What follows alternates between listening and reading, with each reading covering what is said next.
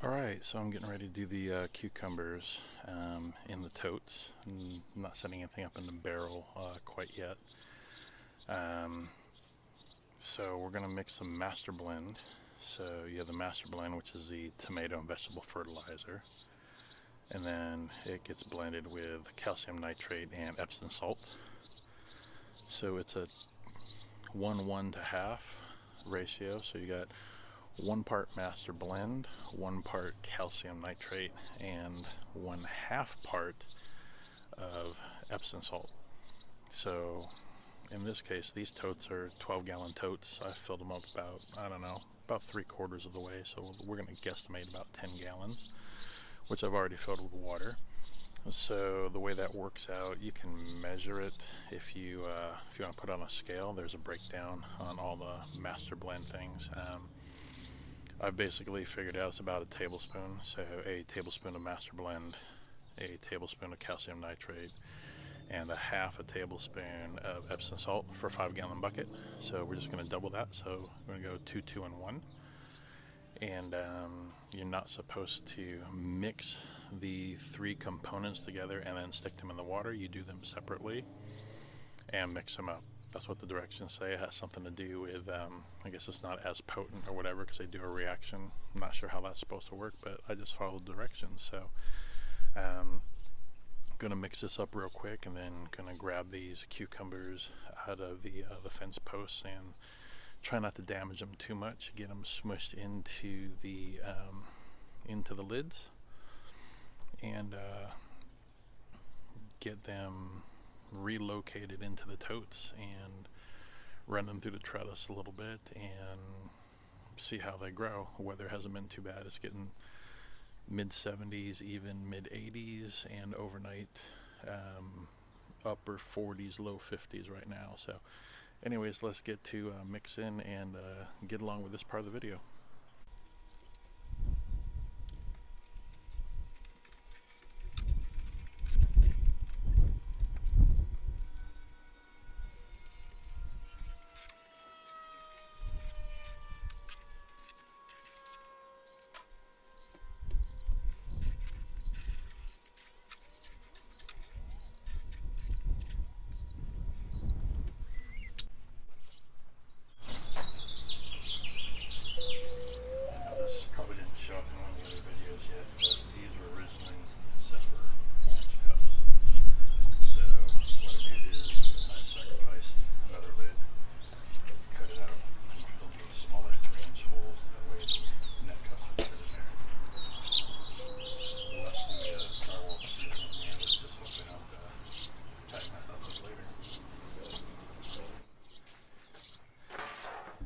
And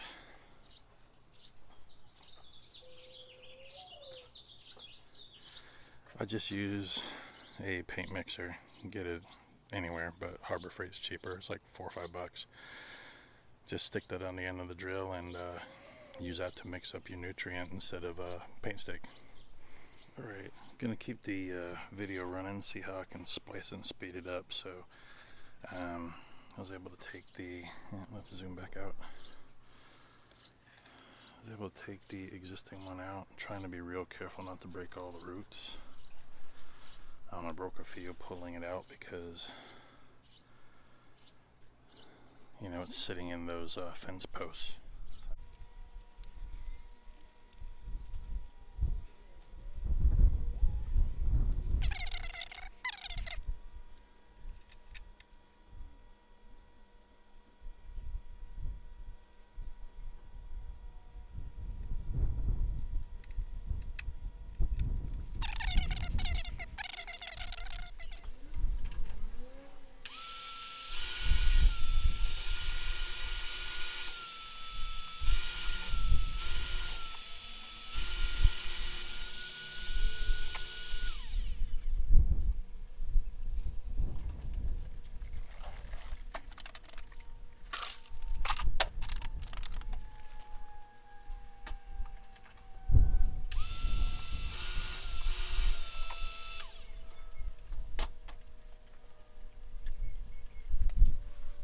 And the last part is the filler tubes. That's 1.5 PVC. It's cut on an angle. You put them in the filler tubes. That way it doesn't hit flat on the bottom, and that's how you fill the nutrient.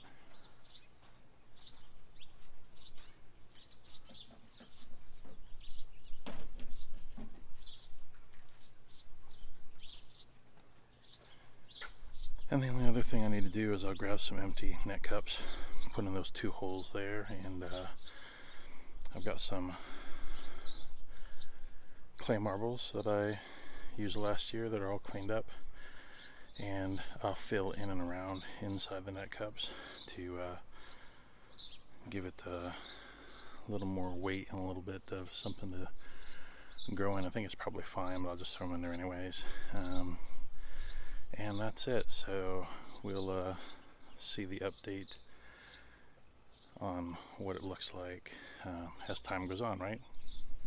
What's going on, everybody? Filming day before Easter, but you know, this will probably be pushed out Easter Sunday. We'll try zooming out or zooming back a little bit. This is half zoom. This is normal. Anyways, got all the tomato plants done last week. I think we kind of covered that, but they look like they're doing pretty well. They've grown a little bit.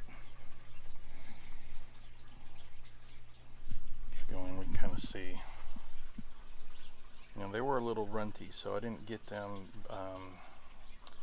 buried as deep and with not as much perlite. So I'm going to give them a little room to grow, and I'm going to top off a little more perlite in each of the buckets and try to get that root system to go a little bit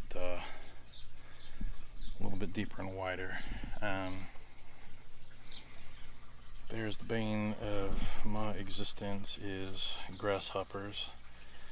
I need to seal the bottom of the greenhouse, which I've talked about multiple times. It's a matter of getting out there and putting down black plastic and stapling it to the outside so these little dirt bags can't come in. But anyways, nothing really different in that piece of the world.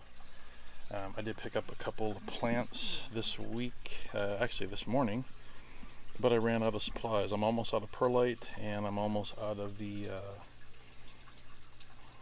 paint filter bags. So I've got paint filter bags coming from Amazon. Isn't that wonderful? So it'll be here tomorrow. And I gotta make a trip to Home Depot to pick up a smaller bag of perlite. I don't need the humongous bags that I've been getting. Ideally, I won't be using perlite next year, so we'll see what happens. But I got a couple of Juliet grape tomatoes. They were a little small, but they were the biggest ones I could find, and they were not that many going on. So I figured it was better to spend a couple of bucks and get these, and I buried those pretty deep versus the little tiny runty ones that I had that I threw out earlier. They're only like this big and super skinny. These are those 2 cherry tomatoes. And then I bought a cherry. I had forgotten that I had those. Just a little different type of cherry, but we'll see what happens. I just grabbed one while I was there, and that's about it. So I've got 3 empty buckets back here. Those are for hot peppers, and I'll probably move these tomatoes a little bit at some point. This has got to get ready to come down as I start to eat through the jungle.